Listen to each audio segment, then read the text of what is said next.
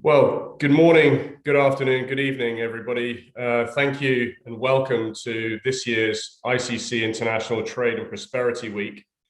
The theme for this year is resetting the global economy and building back better towards a more inclusive, sustainable and green global economy. For the whole week, we'll be very much focused on the how we do that, less than debating the pros and cons of building back better, but more about how do we get scalable, practical solutions that work for everybody. The event is fully virtual and fully inclusive. We have 700 delegates from around the world, and all of those will be accessible to you on your event platform, where you can network, meet the sponsors in their booths, and have an interactive experience, and that's all very purposeful. The week will be broken down into key themes. Today, we're talking about trade priorities and the strategic context for the theme of the week. Then we break down to climate action and sustainability on day two, and then day three on digitization and digital trade. And then day three, human rights, finance and cybersecurity, before ending the week on a session on WTO reform, how to build alliances, and climate action through Latin America. So could I just take this opportunity to say a special thank you to our sponsors, Huawei Technologies, JP Morgan, Debevoise and Plimpton, Contour, Moneta Go, Kimura and Inigio. Without all of you, we really wouldn't have been able to put this event on this week. And also, finally, a special thank you to our supporters, of which there are too many to name here, and a special thanks to the 35 ICC teams from around the world who've been supporting the event. Thank you very much. So if any of you are following us on social media, we'll be using the hashtag ICC ITPW21, and we'll be posting takeaways every day after each session on LinkedIn. And of course, we can engage in the live discussion on the event platform.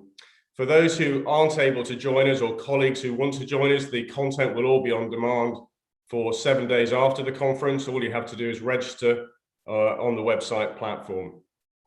So I'd like to now introduce us to our first keynote speaker. I'm delighted that we have Mathias, Director General of the OECD. We always kick off our annual events with a high-level perspective for one of the major international institutions.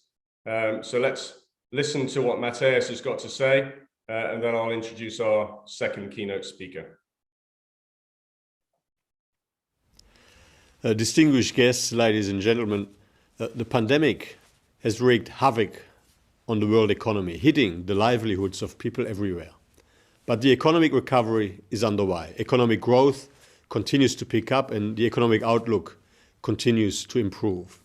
Since the middle of 2020, we have consistently upgraded our growth projections, with global GDP now expected to increase by 5.7% in 2021 and 4.5% next year, according to our most recent interim economic outlook. Extensive policy support, combined with the rapid development of effective vaccines and the accelerating digital transformation of our economies, all contributed to this more optimistic outlook.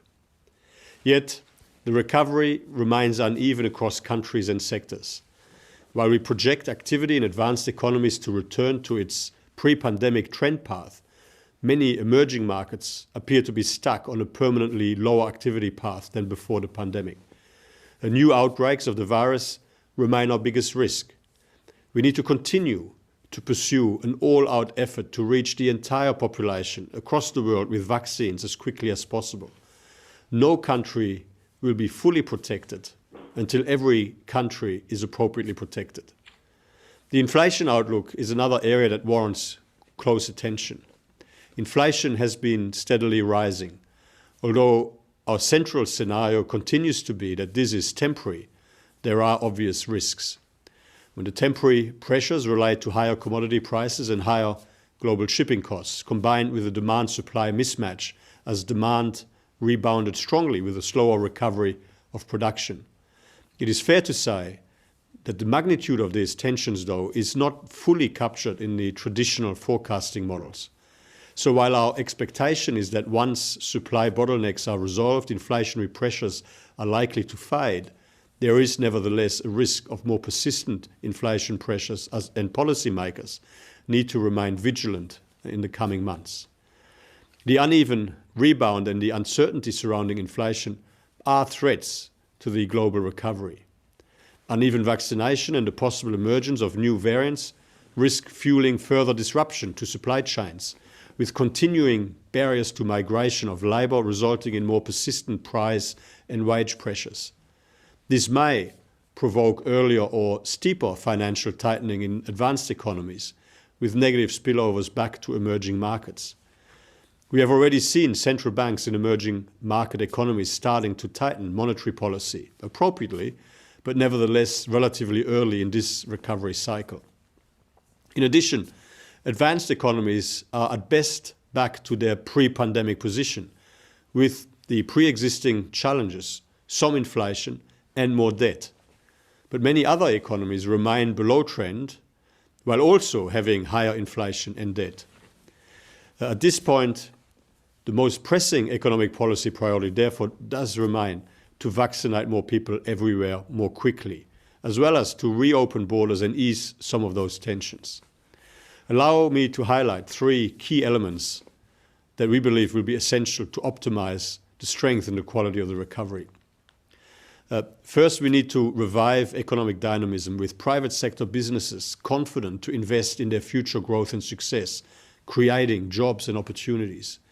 Many economies have been struggling for more than a decade before the pandemic, with slow productivity growth, declining business dynamism, and persistent long-term unemployment.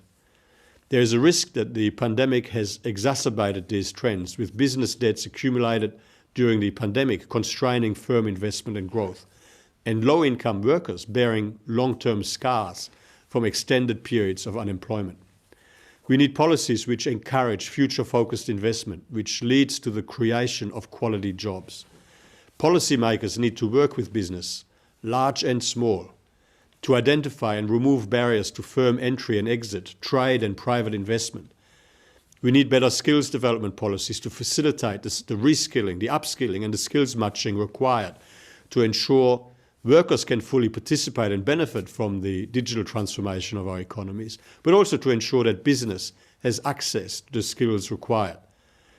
We need to facilitate the more efficient reallocation of capital and labour to the businesses with a viable, profitable, productive future by helping firms restructure debts and entrepreneurs grow innovative ventures. We must adapt corporate governance and capital market policies to support corporate resilience, confidence and integrity. There's also more to do to ensure resilient global supply chains. We need markets to remain open and reduce international trade tensions. The sustainable expansion of global trade remains the key engine of growth. This will require multilateral cooperation and cooperation between countries, but also critically cooperation between the public and private sectors. Second, we need to seize the opportunities while better managing the risks and challenges associated with the digital transformation of our economies.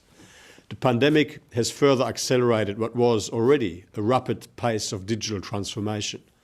For example, business surveys worldwide indicate that up to 70% of small and medium-sized businesses have intensified their use of digital technologies due to the pandemic. The digital transformation brings immense benefits to economies and societies. Yet such benefits come with new and rising challenges. Today, large gaps remain across and within countries, by region, by firm size, by gender, and between many socio-economic groups. We must ensure appropriate and equitable access to digital infrastructure, invest in skills development, and plan for the future of work to ensure that people, firms, and geographies are not left behind. We must also effectively address competition issue and advance work on cybersecurity, an ever-growing challenge associated with the digital transformation of our economy. We must address privacy issues, cross-border data flow with trust, tax policy implications, as well as setting values-based standards, for example, on the use of artificial intelligence and ensuring it is human-centric. The private sector has a key role to play in research and development, building infrastructure, and implementing common technology standards. Third, we need to deliver a transition to net zero in an environmentally effective, economically responsible and publicly supported way that will not leave people behind. Addressing climate change effectively and efficiently is a truly global challenge which requires global leadership and cooperation. The OECD is ramping up its efforts and our work to support ambitious, effective and measurable climate action. Our international programme for action on climate will help countries track and assess their progress against commitments and help improve their climate action plans through targeted policy advice and internationally harmonised indicators that are complementary to the UN Framework Convention on Climate Change. To help facilitate an ambitious but also internationally more coherent, globally better coordinated approach to the pricing of emissions, we're also proposing an initiative to support a better understanding of both explicit and implicit carbon pricing efforts, building on our experience of the inclusive framework on international taxation.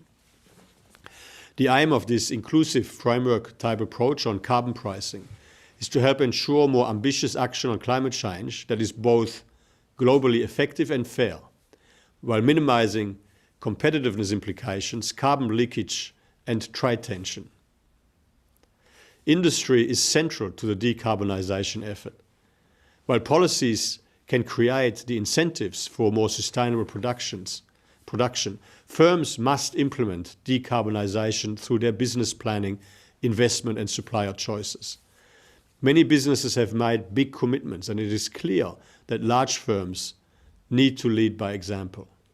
But it's also important for small firms to implement decarbonization strategies, given their collective impact.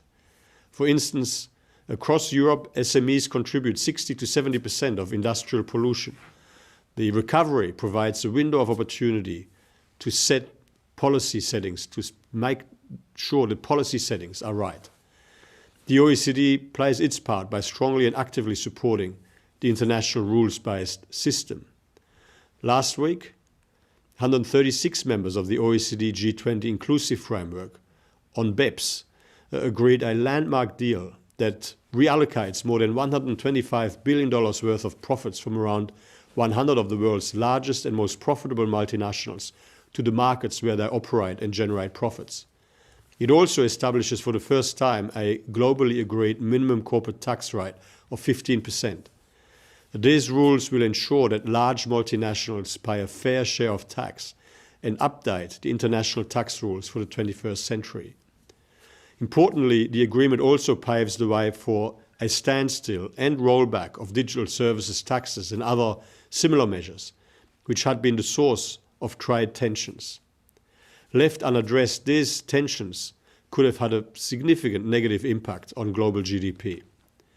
We're now focused on implementation and ensuring that all 136 countries and jurisdictions meet the ambitious deadlines. Beyond taxation, the OECD work across policy areas continues to underpin and support multilateral negotiations by improving transparency across countries.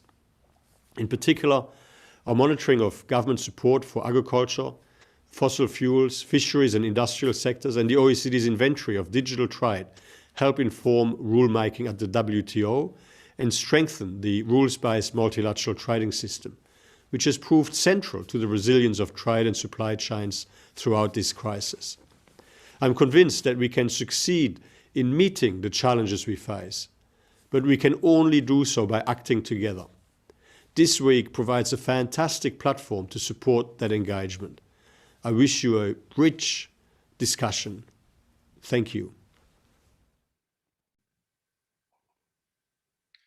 Thanks, Mathias. That was a fantastic keynote speech from the OECD. And of course, we'll be picking up on many of the themes mentioned by Mathias throughout the week. So a great way to kick us off this morning. I'd like to now introduce us to our second keynote speaker, Madam Catherine Chen Lifang, Senior Vice President and Director of the Board of Huawei Technologies. Dear guests, ladies and gentlemen, I'm delighted to be here. After speaking at this event last year, it is amazing to see that more countries are involved with such incredible progress. In order to support economic recovery there is an urgent need to upgrade to a modern digital ecosystem. For SMEs in particular, this can be the difference between expanding into global markets or being a purely domestic business. Right now, we have a special opportunity to advance digital transformation on a practical level for businesses and enable more people and businesses to seize global economic opportunities at lower costs. Most importantly, we can build a framework to support more efficient, connected global supply chains. This would deliver technology for all, drive economic growth, and carry prosperity to more communities worldwide.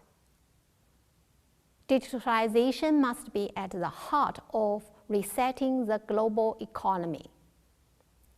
First, I would like to take this opportunity to congratulate the ICC and the UK government, who hold this year's G7 presidency, for delivering on their commitment to remove legal barriers to accepting digital trade documents. To help make the case for legal reform and digital documents, we are funding and supporting business case reports. I believe that we will look back at 2021 as a breakthrough year for digital trade. Second, I would like to talk about digital skills and inclusiveness, especially for SMEs and young people in developing economies. They will benefit most from the new digital ecosystem we are building. But to fulfill their potential, they need our help and support to gain access to technology and to obtain the right skills and training. SMEs are the innovators, disruptors, and pioneers of our times. These companies provide 2/3 of jobs worldwide, create 2/3 of new jobs, and contribute almost 50% to global GDP. Huawei supports startups in many countries and recently announced our Spark program, which will provide $100 million to help young, fast-growing companies in Asia Pacific. Huawei also helps develop the next generation of digital talent through our ICT academies and Seeds for the Future programs.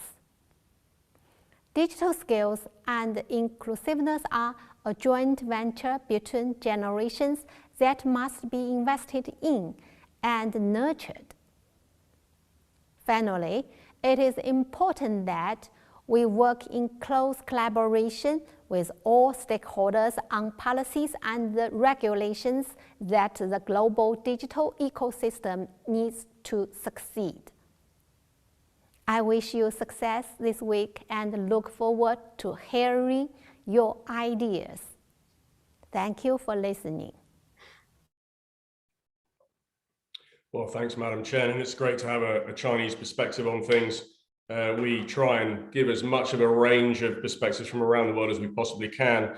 We're going to finish this morning's session with a session with Paul Drechsler, CBE, our chairman in the ICC here in the UK, with a great group of board experts. Over to you, Paul. Good morning, ladies and gentlemen. I'm delighted to have this opportunity to chair a brilliant panel to discuss some of the global opportunities and threats, some of the challenges, and what's on the agenda in boardrooms. Let me say just a few words to get the conversation going. We certainly live in interesting times. Might I suggest that we live in the times of huge diversity between rich and poor, west and east, north and south. And within each of these, businesses are facing different challenges and different opportunities. The defining characteristics of business, though, we know what they are: optimism, problem solving, opportunity grabbers. But the context for today's discussion is the unexpected, the unprecedented impact of a pandemic. And what have we seen? What have we learned? Brilliant private sector, university, and government collaboration resulted in vaccines delivered and approved in record time, vaccine distributed and applied to people at phenomenal speed. So we've lots to celebrate, and we should be very proud of our doctors, our nurses, our scientists, business and policy-making leaders. But let's not forget that today, 40% of the world has been vaccinated. Many countries, less than 10%. And this has a big impact on global and world trade. In many respects, in terms of the pandemic, we're not even halfway there. We've seen the most phenomenal and high-speed drop in demand. And today, in many parts of the world, we're experiencing the highest speed recovery of demand we could ever have imagined. This is creating unprecedented supply chain issues. And that brings with it opportunities and threats for nations, sectors, and businesses, for people, products, services, skills, supplies, and ships. And with that comes some new inequalities and indeed new board agenda items, both for the short term and the long term. Well, where do we go next? Well, let's remember we were not prepared for the pandemic. Though it was predicted by some, few nations and even fewer businesses had it built into their planning assumptions. There's no doubt about a fast approaching crisis of even greater proportion than the pandemic, that of climate change. And we have no reason not to be prepared for that. I would suggest the time for talking is over. The time for real action is now. And we need commitment by nations, by institutions, and businesses. In some respects, we might think of COP26 as a last call for dinner. Now, maybe a final thought to set the scene. I think through this pandemic, we have a newfound respect and appreciation for science and scientists, for technologists and technology. Let's think about what more we can do with all of that, and in particular, to accelerate the growth and development of SMEs. Ladies and gentlemen, I'm now going to bring us to our panel. And let me first, though, turn to China, to Yu Zhanlong, co-chair of the B20 Task Force for Trade and Investment and Secretary General for ICC in China. Thank you.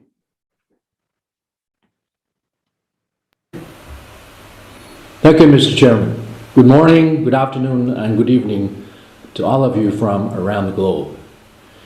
Due to other urgent engagement, it's a pity that I could not have real-time interaction with you in this panel discussion. But it's still a great honor and pleasure for me to join in the ICC International Trade and Prosperity Week. Please allow me to express my sincere congratulations on the opening of the event, which is highly relevant and important to the complex global situation we're facing today. While the world has been fighting against the raging pandemic for nearly 2 years, all the countries have started to think how to revitalize the economy. Thanks to the timely and effective anti-pandemic measures taken by the central government in China, China's economy has recovered significantly in 2021, as evidenced by some figures. With the state policy of stabilizing foreign trade and the steady recovery of domestic economy. In the first half of 2021, the scale of China's import and exports hit the historical high, reaching 18.07 trillion yuan, which is equivalent to $2.7 trillion US dollars, up by 22.8% compared with the same period in 2019 before the pandemic. China's foreign trade has shown strong resilience with positive growth for 13 consecutive months. According to the World Trade Statistical Review 2021 published by the WTO, China remains the top exporter in the world. In 2020, China's export of merchandise trade accounted for 13% of the world's total, up from 12% in 2019. Notably, from January to April this year, China's registered a positive growth in service exports compared to 2020, despite a decline in many other countries. As China continues with its efforts to ease the market access and improve its business environment, foreign investment in China also witnessed significant growth. From January to July 2021, paid-in FDI in China grew by 25.5% year-on-year, becoming the world's top recipient of investment flows. Despite the ongoing health crisis, key issues including digital economy and climate change have been put on the agenda. Currently, new technologies and business patterns like 5G, AI, and big data have sprung up and greatly influenced scientific innovation, industrial structure adjustment, and economic and social development. Therefore, Chinese businesses are seeking further cooperation with their counterparts overseas in areas such as smart cities, green transformation, clean energy, and industrial digitalization. The international community should enhance coherence, making digital economy an important pillar of economic recovery and growth, and prioritizing the commitment of carbon peak and carbon neutrality. Nevertheless, global businesses still face multiple challenges as international travel and logistics are still stifled by the pandemic. Unilateralism and protectionism in some countries bring more restrictions and uncertainties. As far as I'm concerned, to revive the world economy, we have to work together to fight against the pandemic, strengthen policy coordination, safeguard the multilateral trading system, stabilize global value chains, support low-carbon transformation, and promote an inclusive growth. As co-chair of the Trade Investment Task Force of B20 Italy this year, I also engaged in the discussion of making global trade investments back on track. With the conviction that globalization is a strong pillar and trade investment are key engines of world economic growth, we proposed 4 policy recommendations to the policymakers and government leaders. First, we should open market access over protectionism and unilateralism, revitalize trade negotiations, and ensure a level playing field for all market entities. Second, enhance trade responsiveness against future disruptions, free cross-border transactions, and enable more resilient global value chains. Third, facilitate the participation of all businesses, in particular MSMEs, in global trade by removing barriers and improving their access to trade financing. Last but not least, we should make trade and investment impactful drivers for a greener, a more sustainable development and increased FDI flows. For a successful WTO reform, the principle of consultation and consensus should be firmly upheld. Full consideration should be given to the needs of developing countries to ensure adequate policy space. New agendas such as e-commerce, MSMEs, trade and investment facilitation should be properly incorporated in the WTO framework. Meanwhile, the voice of various stakeholders, in particular the business communities, should be taken into account to foster a more inclusive WTO reform. For all these to happen, we must join hands towards the same direction. I'm fully convinced that a brighter future lies in better cooperation and consolidation, and we should stand in unity. Thank you very much.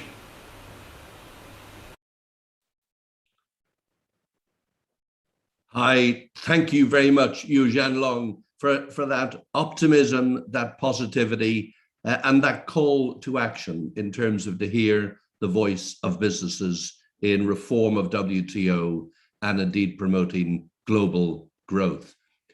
I'm now delighted to bring to the table our wonderful panel.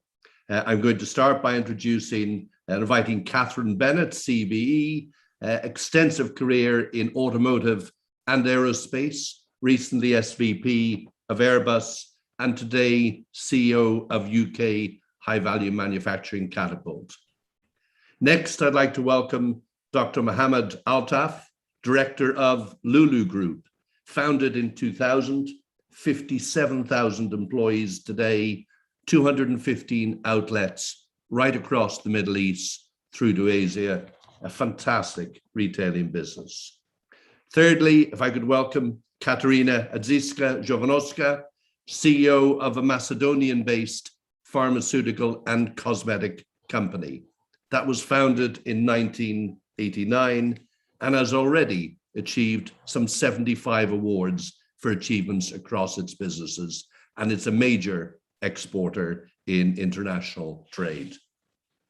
And my final panelist is the most distinguished businessman, former president of Global Foods, Home and Personal Care in Unilever, today senior partner at Clayton, Dubilier and Rice. He was in the past chairman of Hindustan Lever, on the boards of Marks and Spencer's, GlaxoSmithKline, and is also, I'm delighted to say, a wonderful colleague on the board of ICC UK.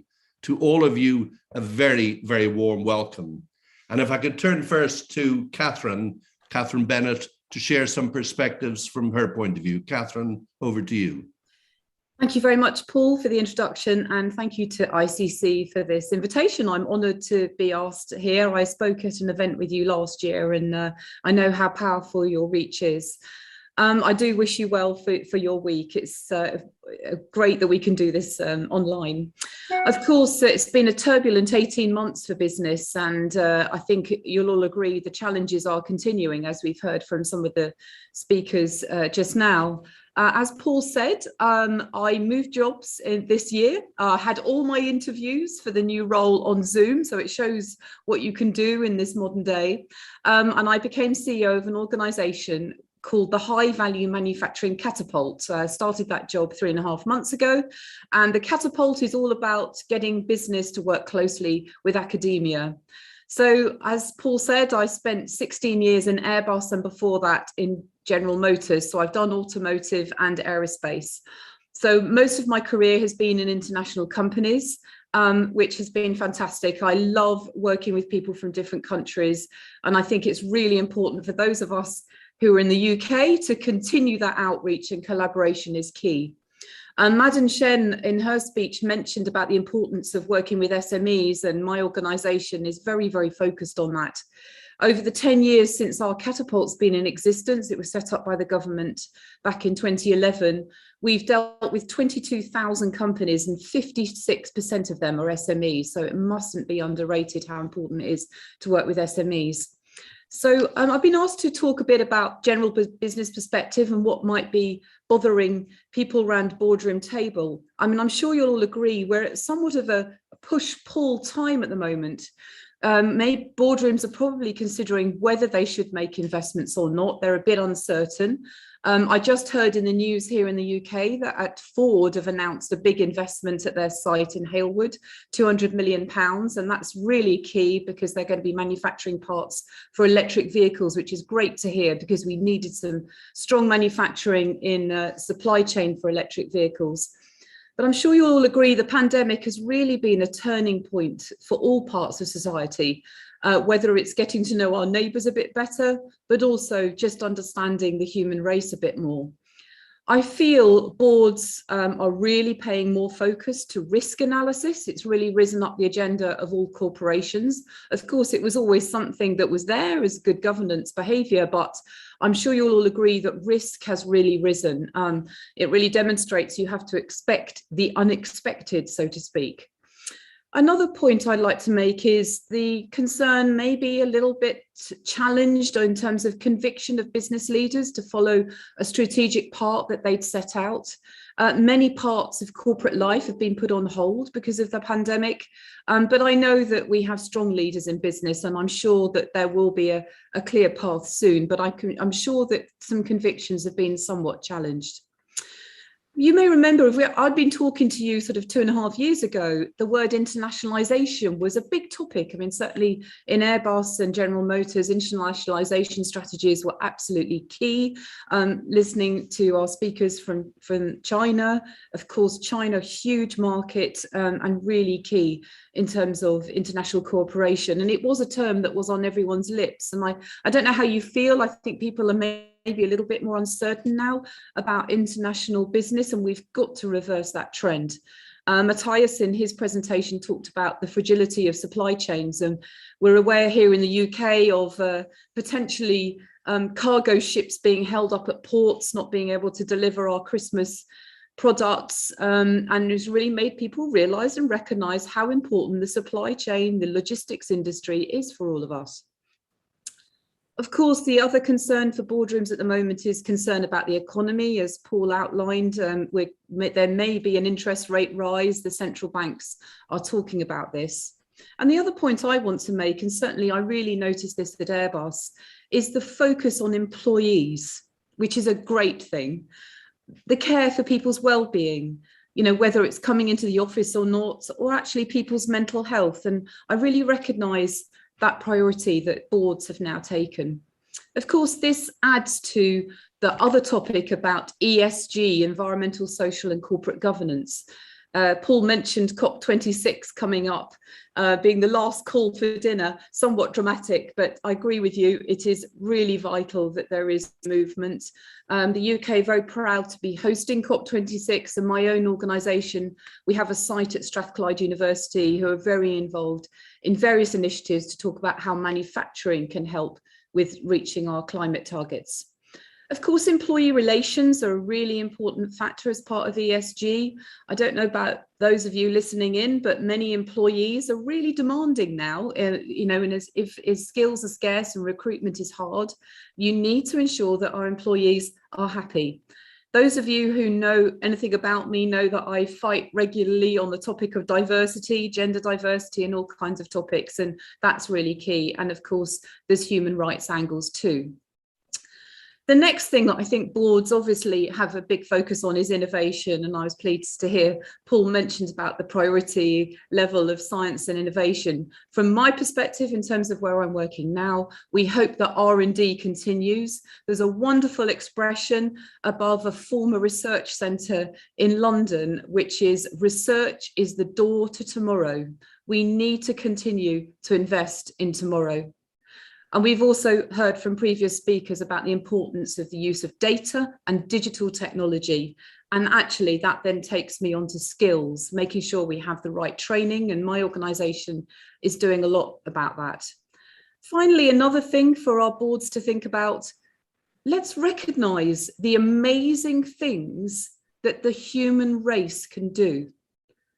Think about the agility that was shown, as Paul mentioned, on vaccines. My organisation, I was very proud, led the ventilator challenge here in the UK, where we manufactured 14,000 ventilators in 12 weeks for the NHS. Normally, that would take 20 years to manufacture that many ventilators. And we did that through sheer collaboration, agility. 98% of the parts used for those ventilators were sourced in this country. So it just shows when you put your heads together, you can really make a difference. And the final point I would make, and I know other speakers have commented on this, is the role of collaboration. So my new organisation, it has launched our new strategy. We're very focused on ensuring our 18 centres across the UK work together more collaboratively. The international agenda is absolutely part of that. I'm very keen to continue the work I've done when I was at Airbus in terms of working with partners overseas, and that is also key. Those are the comments I wanted to make, Paul. Catherine, thank you. I'll come back to you in a moment for questions. I'm just going to ask Katerina and Dr. Mohammed to turn on their cameras, but first of all, turn, if I might, to Dr. Mohammed Altaf to hear your perspectives. Thank you. Thank you, Paul. Thank you very much for that introduction. I'm very delighted to join you today. I'm based in GCC and I work in food retail. So in many respects, that makes me a frontline worker for all practical purpose. So like all other businesses and all other regions, we in the GCC too had our share of miseries caused by these extraordinary disruptive events that we had. So I feel that we have enough reasons now to have a cautious optimism on our economic recovery. As a region, we had some special challenges. Overall, our GDP in the GCC had declined by almost 5% in 2020.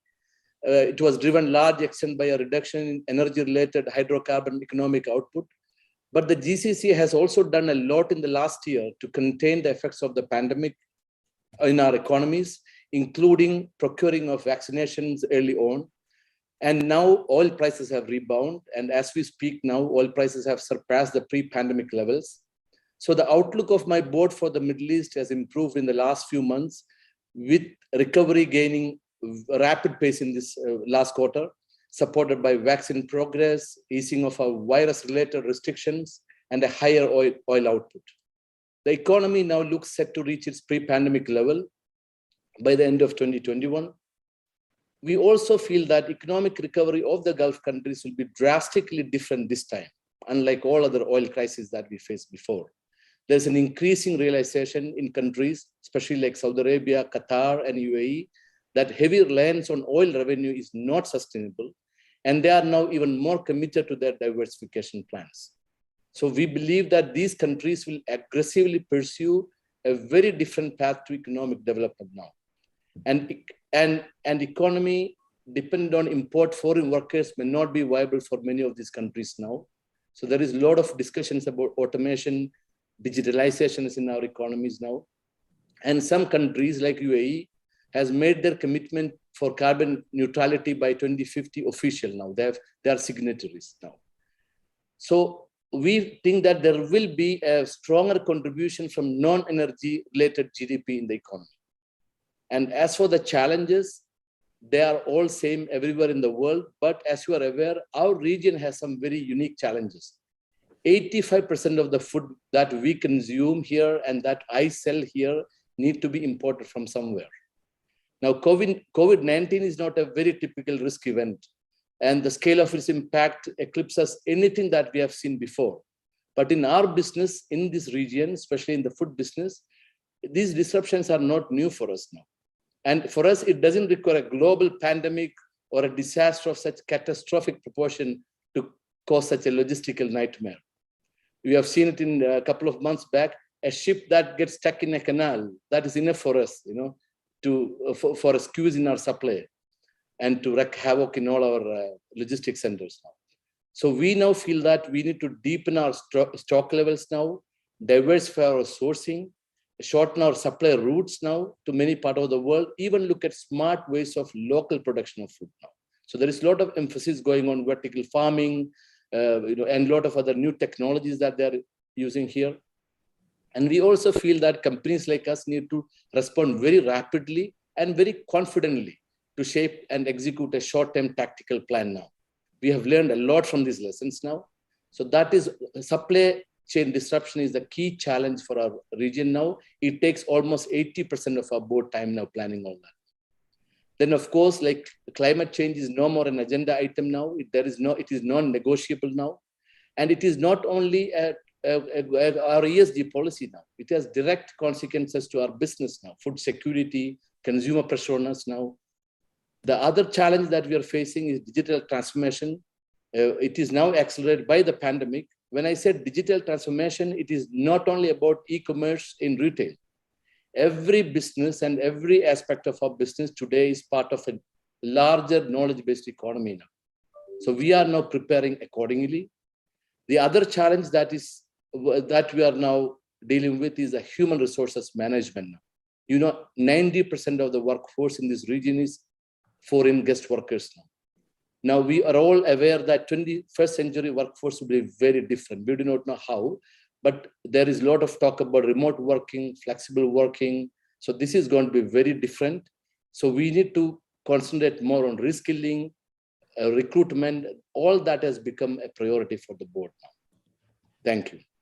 Mohammed, thank you for that. And you gave us a great sense of just a wide array of challenges in front of boards at the moment. So we'll come back to that shortly as well. Thank you so much for that. Mohammed, if you keep your camera on, I'll be delighted so that we feel as one family here. Thank you.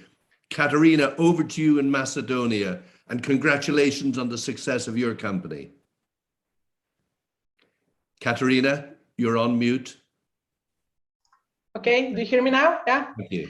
Thank you very much, dear colleague speakers, dear participants. It is really my great pleasure to be here with you today, and I would like to congratulate the ICC United Kingdom for the organization of the ICC International Trade and Prosperity Week.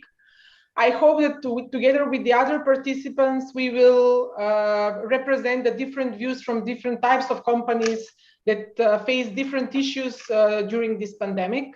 ICC Macedonia is the most important and relevant representative of the national private sector, is highly supporting the international economic growth goals, and on national level work towards creating better conditions for doing business for our companies. We are facing big challenges in Macedonia regarding the COVID situation. One of that is that we have only 33% of the population fully vaccinated, and it's not growing. The percentage is not growing like we wanted to be growing, but that is not stopping us as an SME company to plan and to continue with planning our growth and to plan investments and everything. The first goal that we had during COVID period was to keep the company stable. First of all, educate our employees regarding the challenges that we are facing, invest in our employees and keep them safe. So that was our main goal in 2020, because one of the issues that we are facing in Macedonia, not only during this pandemic, but also before, is the migration of workforce in other richer countries. So we as a company and generally as a sector, we are investing a lot in our employees. So to keep them feel that they have perspective and future in Macedonia and to stay in Macedonia. One of the many challenges that I believe a lot of SMEs are facing right now is the supply with raw materials. The raw materials, if you take them from, because we are collaborating 90% with Europe, the MOQs are rising very much regardless the rising of the price. So this is a challenge for the production companies, and we stepped back, we thought about it, and we decided to adapt to these new changes that were implied by the trade conditions and everything. And we did it with reorganizing the production, but also having the stimulations to push toward offering our wide range of portfolio as private label and also expanding our exports, because we have high quality products with competitive prices. And other than in Eastern Europe, we started negotiating and exporting in United Arab Emirates, Yemen, Kuwait, etc., with a lot of countries. We have the knowledge, we have the team, we invest all the time in our team because we believe that good team can make a better future for the companies. According to me, what is important for generally the SMEs in all the countries is to have support through the work of the commerce chambers and the ICCs, to have to continue support measures from the governments, the banks, the European Investment Bank, in order for them to feel safe and not be afraid to invest.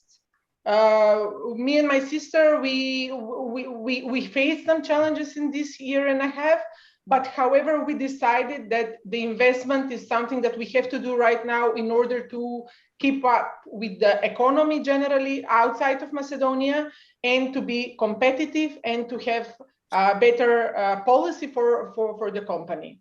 In Macedonia, a large proportion of the SMEs remained largely dependent on internal funds and bank credits to support their activities and growth. So making them especially vulnerable to economic downturns such as the COVID pandemic. So it's very important also that we are addressing this.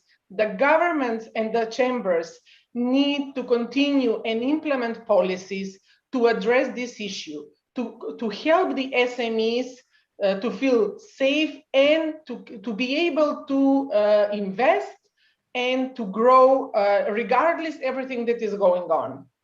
So I hope that this perspective of mine as a small and medium enterprise will help a little bit in this discussion because it is very important for us, for the voice to the SMEs to be heard and to be helped, because it was very difficult and challenging to face this pandemic. But I believe, and our experience has showed us, that we shouldn't be afraid. There is always a way to find a solution to exit from this mess that we are in, but also to invest in the employees and to educate our employees.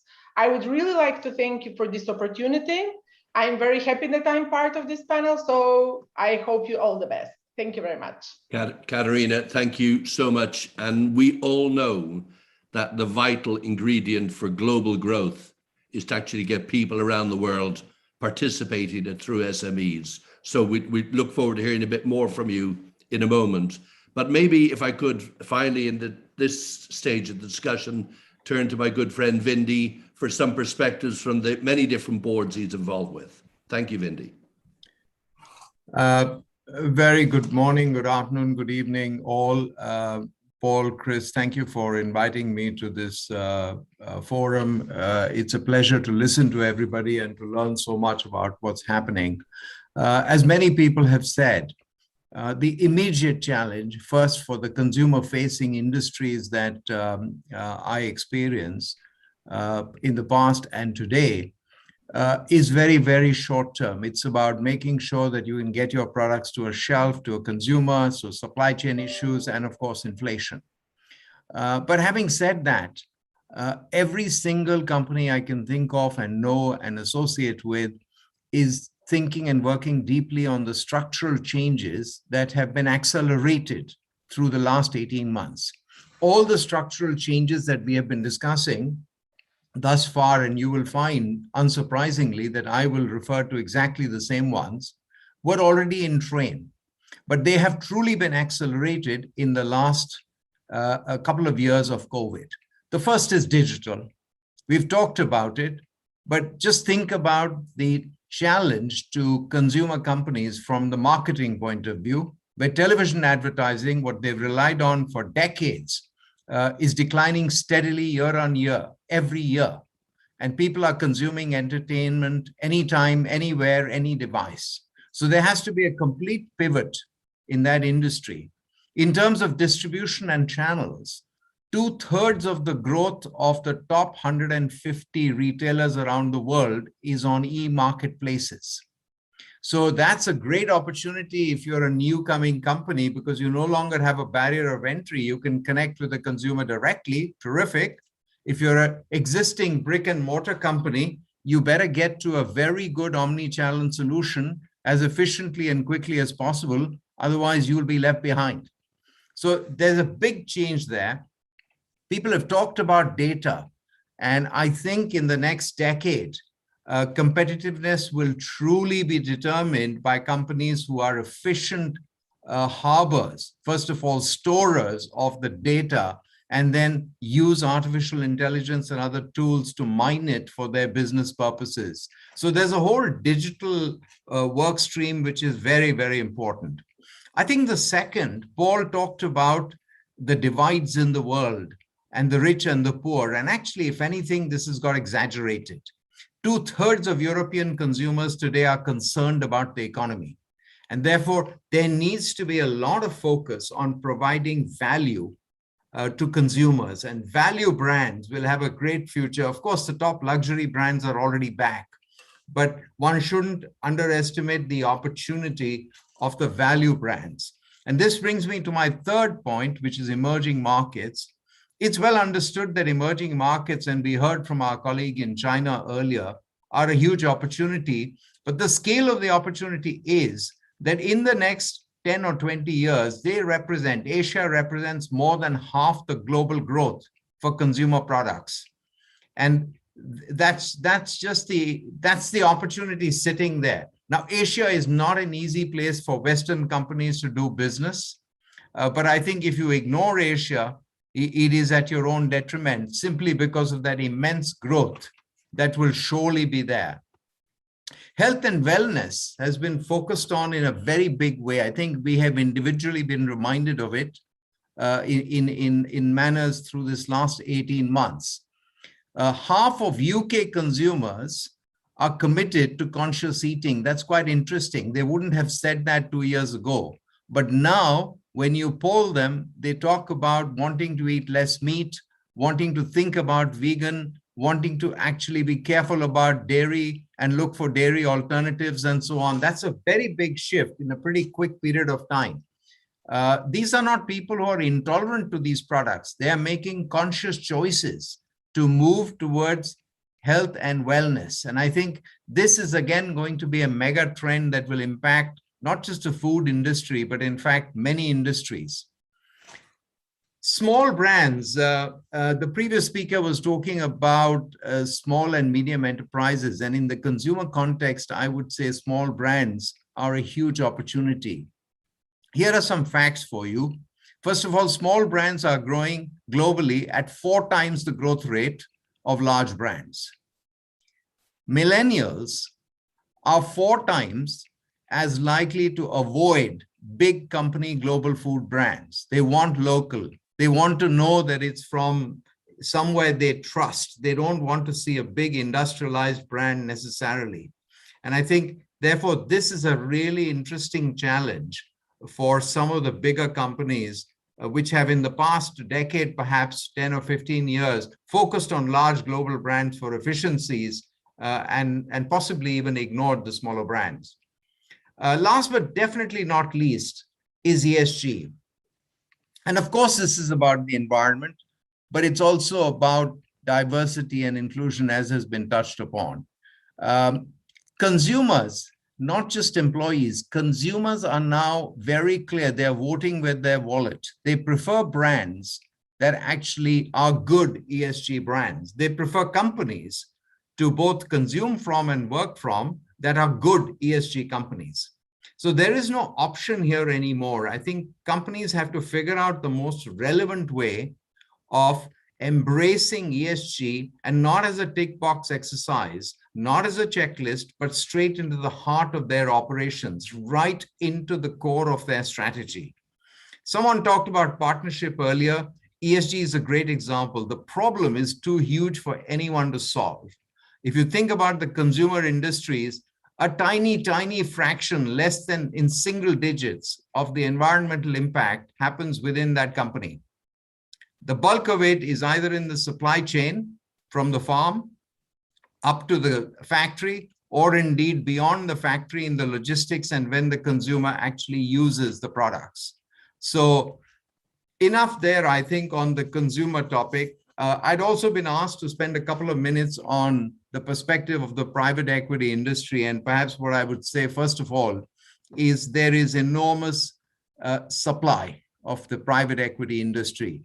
Their product is capital, their product is operating knowledge. The capital available has moved up dramatically in the last decade because of low interest rates, and investors all over the world looking to boost returns via alternative investments. So there's plenty of capital and plenty of firms out there.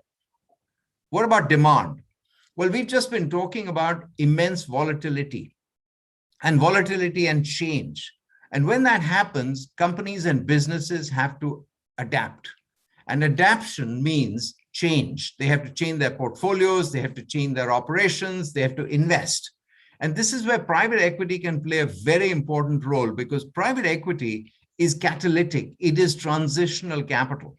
We have seen examples in the last 18 months where public market companies have relied on private capital because actually their traditional sources of public market capital had dried up. And of course, today, as companies look for portfolio change, as they seek to adapt to these structural changes we talked about, there is an enormous role and opportunity for private equity before us. I'll leave it there.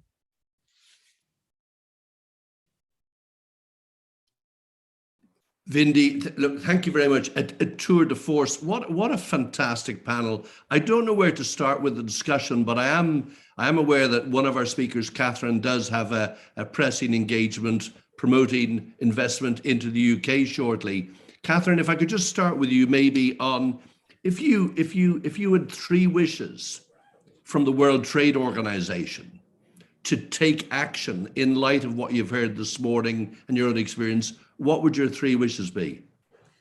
Thank you, Paul. I think that a big focus is, as I touched on, the supply chain logistics. I mean, it's such a global fact that this needs to operate smoothly in order for world trade to continue. Second thing is WTO has a really important place in the world. My last organization, Airbus, obviously knew quite a bit about the WTO, and I saw very close hand the effectiveness they have, and really collaboration is again key there. It's been very inspiring to hear from your other speakers, because I'm sitting here in the UK, but we need to think about the developing economies, and I think this is where the WTO really can ensure that trade is thought about in all parts of the world, not just in the developed economies. Catherine, thank you. Just maybe while I've got you, one other question. You've got that word catapult out behind your head. For the benefit of people around the world, how about in a couple of sentences, tell us what you're all about? Yeah, thank you. It's actually a way of bringing academia and business closer together. So say a company comes up with a new idea but doesn't know how to manufacture or produce it. We can help in that middle bit using academic and universities' expertise.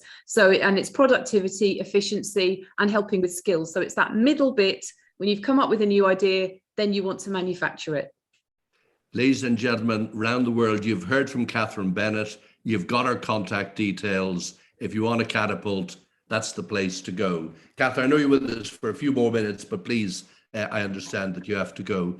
I wonder, Katerina, just from the different comments you've heard so far, any thoughts from you, any reflections just on what you've heard from Catherine, Vindy, and Mohammed?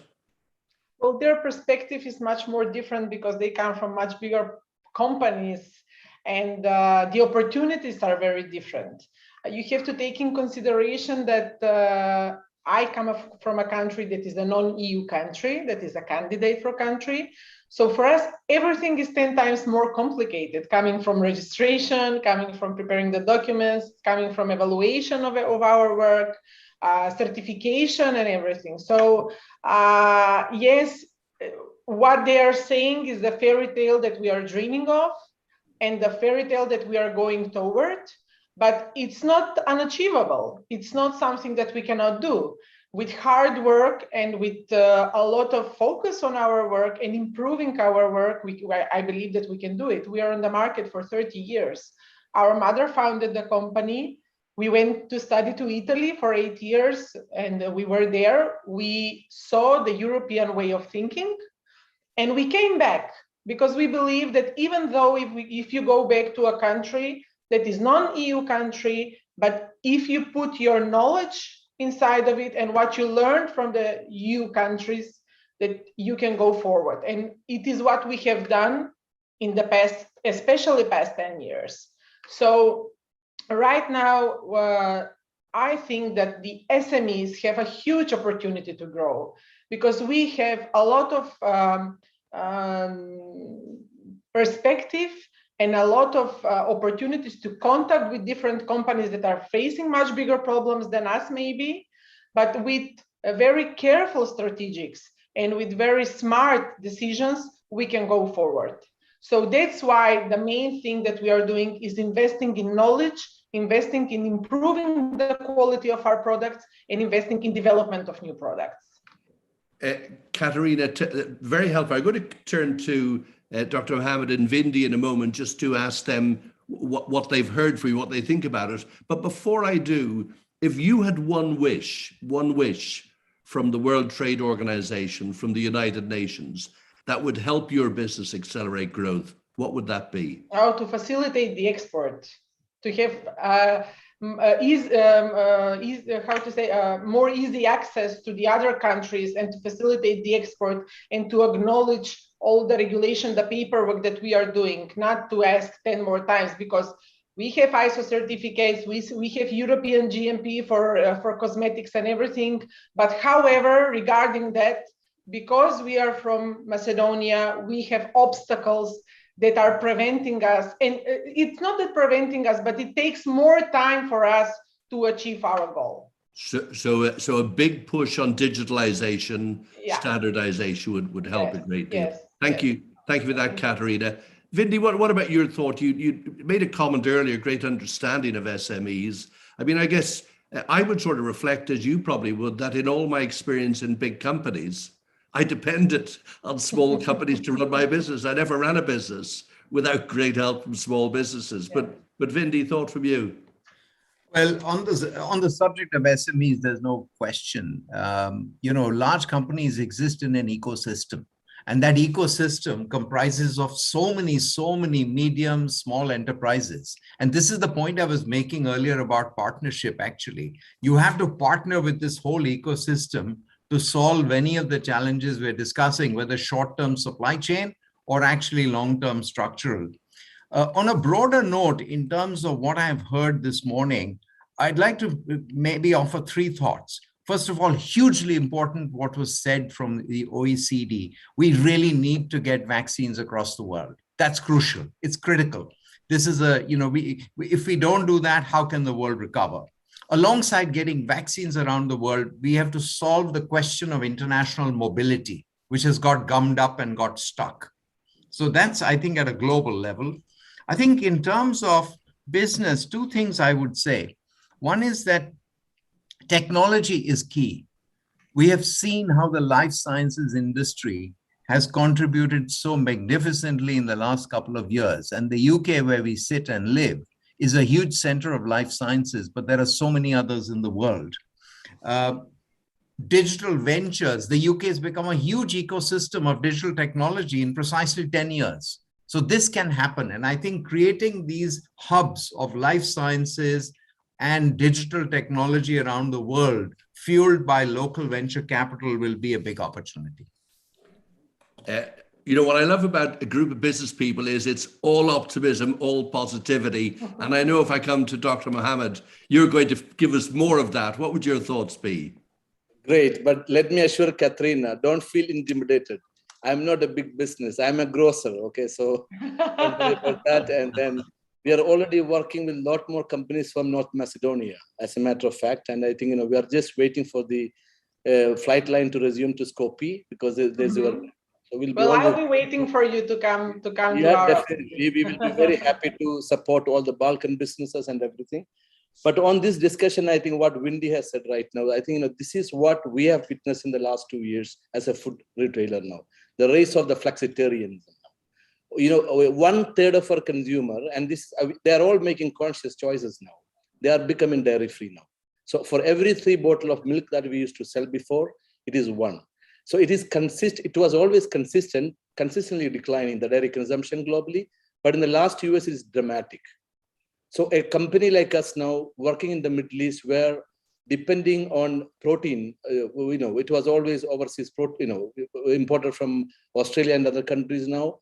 We actually have now a vegan butchery. I don't know how that works, but we actually have a section purely catering to people who want to have plant-based options. I don't call it vegan, because this can be very, polarizing sometimes and as an argument, but plant-based is something that is definitely there now. So it is a flexitarianism. It's not that people are moving towards aggressive veganism, but there are people now making choices on dairy-free. We have reduced meat consumption that is coming now. We have things like 50-50 options within the supermarket, where 50% of the protein will come from meat, but the rest will come from 1/3 of that vegetable. There is the whole lot of wellness thing that is coming up. because I have plenty of time now, I'm not traveling now, I actually do something called wellness walk within my store every Monday. Just getting some of my key consumers and influencers to give them knowledge about what we are bringing in, what are the changes that we are doing. And if you look at across the supermarkets in the region now, produce section has almost tripled in their, now it is almost 1/3 of what we are doing now.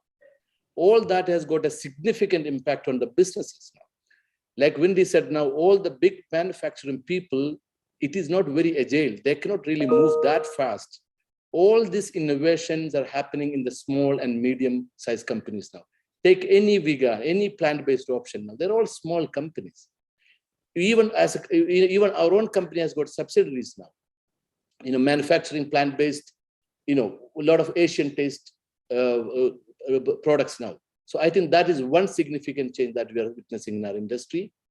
Second is the renaissance of home cooking that we have never witnessed before. So a lot of all that experiments, everything that is happening now, the cuisines of the world is now experimenting. People want to take photo, cook something, put it in their Instagram. That is a revival that is happening everywhere. But look, what fantastic insights. And I agree with you. I think some of these images on Instagram make me feel hungrier when I see them. They're so good. But I'm conscious of watching the clock. Just one or two questions from the audience, and one I want to come to each of you on for a brief comment on, if I may. But if you think about the forthcoming COP26, Steve Nicol from Wood Group is sort of asking, what do you think success would look like from COP26? Findy. Global alignment on net zero with a proper, sensible timeline. Thank you. I would agree. Yeah, totally agree. I would Mohammed, agree. just come up with something else. No, it moved up in our agenda as well. As I said, it's not only about global warming. We now realize, especially vulnerable regions like us now, it has a huge impact on our food security now. The seasons are changing, wet conditions in Europe sometime, summer. So I think it has become, people are far more conscious now. It's with whatever has happened last year. Yeah, I would agree. I think you're all on a very, look, there's a much greater awareness globally. I think we do need global alignment. And as Vindy said, we need timeline. The clock is ticking. And I think, as I said a bit earlier, the time for talking is really long past. We've got to get those actions in place. And it's such an interdependent world. None of us are going to deal with climate change in isolation. It's probably the biggest global collaboration ever required by the world. So we're standing a big test. Vindy? I think if I might add one thought, Paul, I think that what I've seen in the past is either people reluctant to embrace the idea, or in fact the opposite, which is evangelists calling for an abrupt switch. And actually the abrupt switch is simply not possible. And that is why actually we need this timeline, but below the timeline, we need a very carefully well-crafted transitional plan, well-funded from the point of view of capital and also from the point of view of technology. Absolutely, totally agree. Any final thoughts from any of the panel? Katerina, final thoughts from you? Final thoughts, I think that we should collaborate more, communicate more, and through the ICCs to present our problems in order also to make the governments hear our problems. So the ICC is, I think, the medium that we should use so that we can achieve our goals and to solve our problems. Katerina, thank you very much for those thoughts. Dr. Ahmed? I think we need some solid action plan now. No more greenwashing, no more, we really need to do something about it now. It's a huge challenge. Very, very good.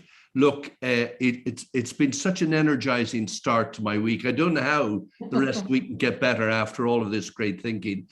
From all we've heard this morning, from the opening, from OECD, through to thoughts and perspectives of Huawei and China and the panel, I think there are 4 or 5 sort of key messages that I've heard. One of them was repeated just a moment ago, but we must accelerate global vaccination program, until each and every person around the world is protected in a way none of us are fully protected from all of this. So that has got to be the most critical action in terms of underpinning the recovery and ensuring that nobody gets left behind. The second message, and again, you were all so clear about this just now, but taking the action required to make the transition to net zero, that we need to do. It's a central shift. And for businesses that are so full of optimism, it's also a source of great opportunity and more opportunity to collaborate, not only between businesses, but the universities, other institutions, and indeed policymakers. I think the third thing, which again is a build on, we have been inspired by what we have achieved through science and technology over the past 18 months. We've been reawakened. It's fantastic what has been achieved. And I think to now think about what more can we do with science, with technology, with digitalization to make the world a better place, to make ourselves more adaptable. And as Katerina has brilliantly got across, to enable small and medium-sized businesses to participate on a level playing field right across the world. So I think that's really critical. And then I think the final theme, and there was a great spirit of that I felt in our discussion earlier, and that is none of us operate in isolation. There's no letter I in the word team. We all succeed through working with other people and collaborating. And if we want to deal with these great challenges, seize these great opportunities and make progress, then the magic word, again, coming from the panel, I think was around communication and collaboration. It's about business in partnership with government. It's about government in partnership with business, and all of them taking advantage of the brilliant talent that we have all around the world, including in our universities and other research institutions. So look, it's been a fantastic start to the week. To all of you, to Vindy, to Mohammed, to Katerina, to Catherine, to Yujan Long, OECD, Huawei, and sponsors, thank you all very much. And a final word from our Secretary General, Chris Southworth. Chris, over to you. Thank you so much, Paul, and thank you to all our speakers. What a terrific session that's been this morning, probably the best that we've ever had, I think, real quality. And it sets us up perfectly actually for our next session, which is Building Back Better, the COVID Challenge, where we'll have our Global Secretary General, John Denton, speaking. He's been a huge voice on behalf of business on this agenda and the World Health Organization as well. So that kicks off at 2 o'clock British Standard Time. Please come and join us for that. All the sessions from here on are really live, interactive with technical experts all the way through the week, picking up on every single theme and takeaway that Paul has just set out. So it's been perfect for the week. Thank you very much, everybody. Thank you very much. Pleasure. Thank you all very much.